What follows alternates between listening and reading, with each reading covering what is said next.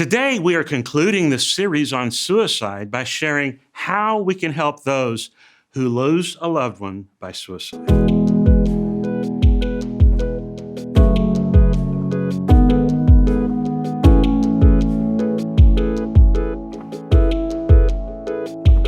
I'm Dr. B, and I want you to fully enjoy life and experience the freedom that God desires for you and also those around you.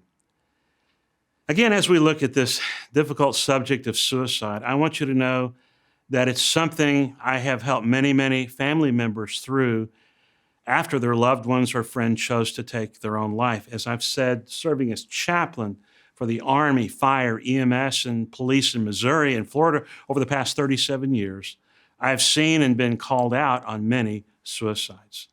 So if you are one that has lost a family member or friend to suicide, my heart goes out to you. I understand when suicide strikes, it crushes our hearts, and we have a ton of questions that go through our minds. We all like order, and so when we go through any type of trauma, our minds are frantically searching for causes, answers, and explanations. Our intellect goes into overdrive mode, looking for anything to help with this great amount of pain we know is coming. We have lost someone we love and care about, and now they're gone. It's like this invader has stolen them from us, and the invader has won.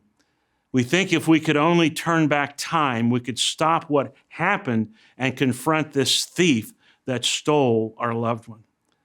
Now, for most, there's no answers we have that satisfy, but our minds and hearts continue to ask questions.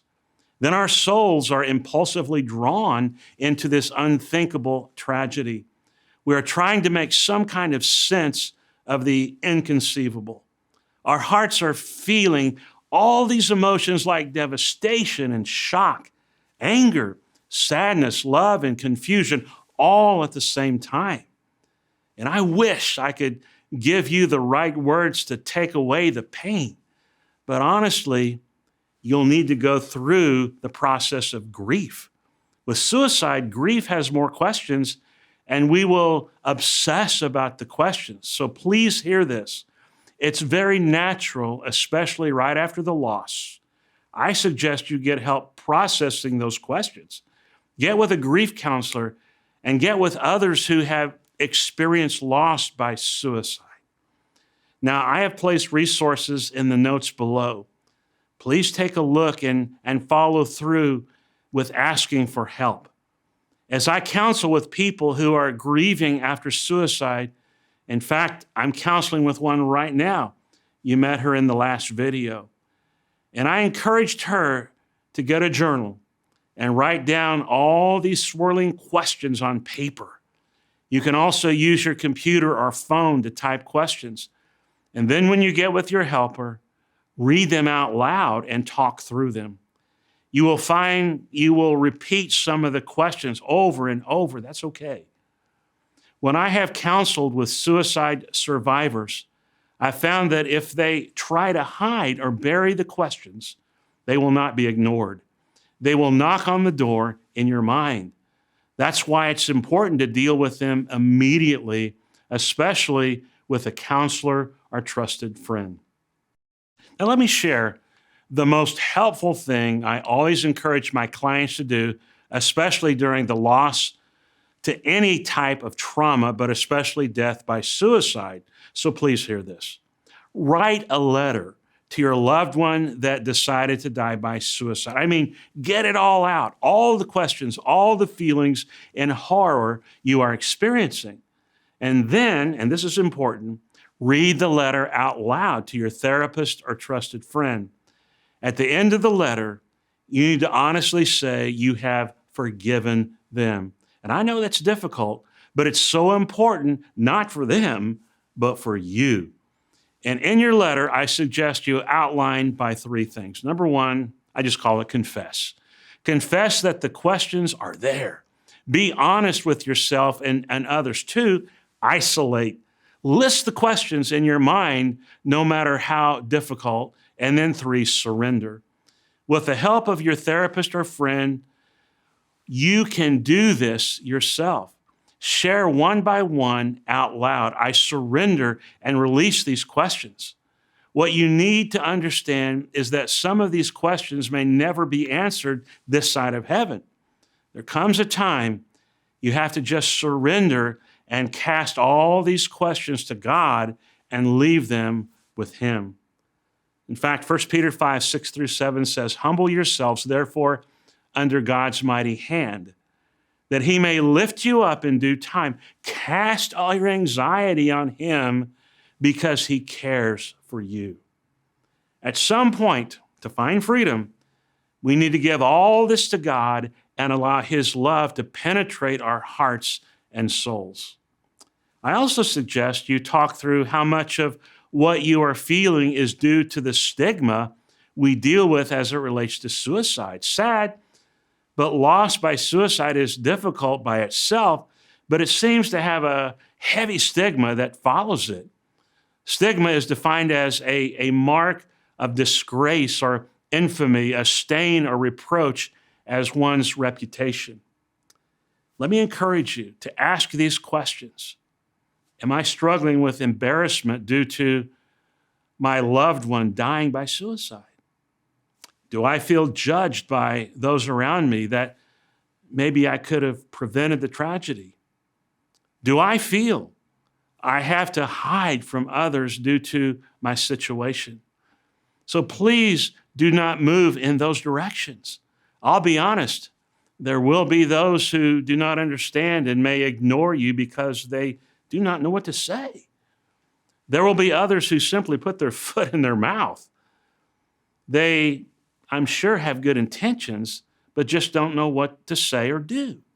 You may hear things like, "Oh, they're in a better place."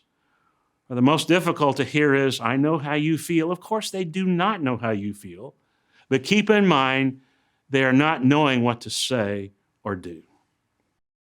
You can heal from this, but it takes time and a determination that this will not destroy you. As I've worked with suicide survivors, here's what they need to keep in mind and focus on these ideas. First of all, don't stop living. When I worked with a family who lost their 11-year-old son to suicide, I stayed with them the first few days. There were times I picked Dad off the floor, who was just curled up. Over time, he was able to face it and work through it. Another thing is, don't numb out. Don't go to the route of drugs and alcohol.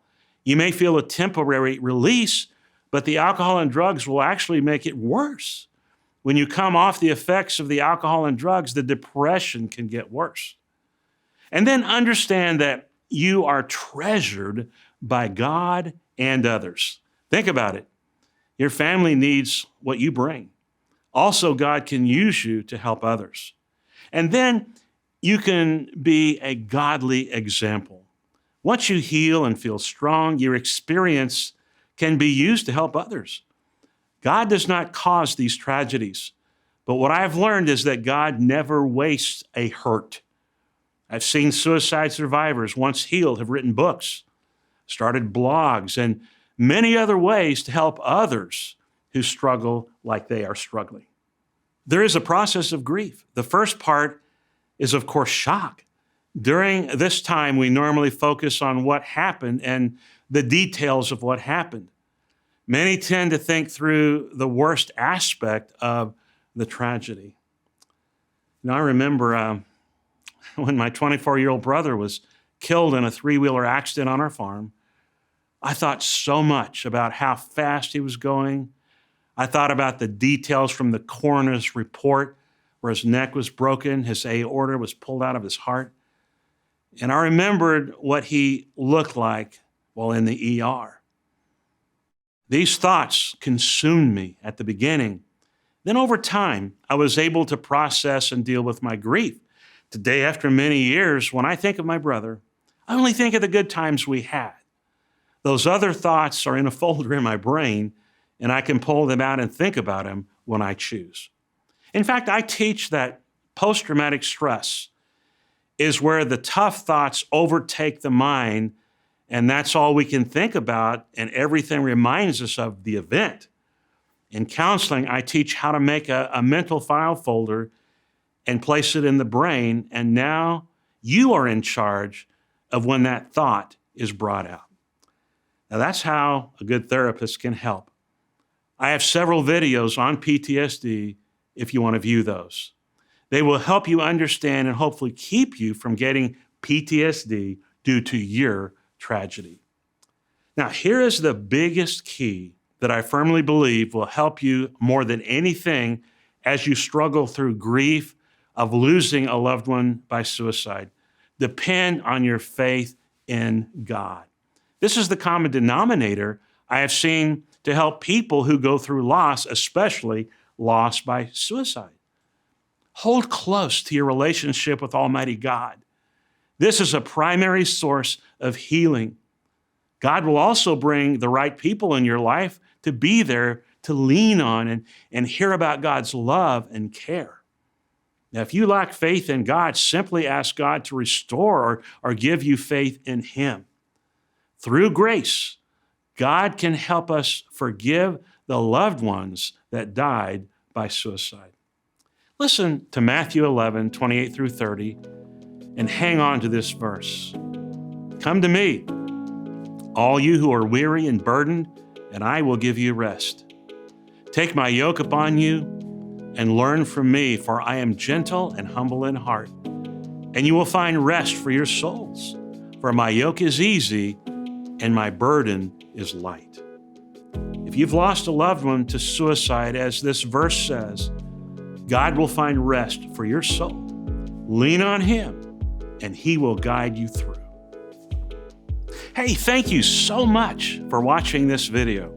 If it was helpful to you, be sure to hit the thumbs up button. Also, be sure to subscribe and click the bell icon so you can always know when we post new content. Have a wonderful day as you continue finding freedom in your life.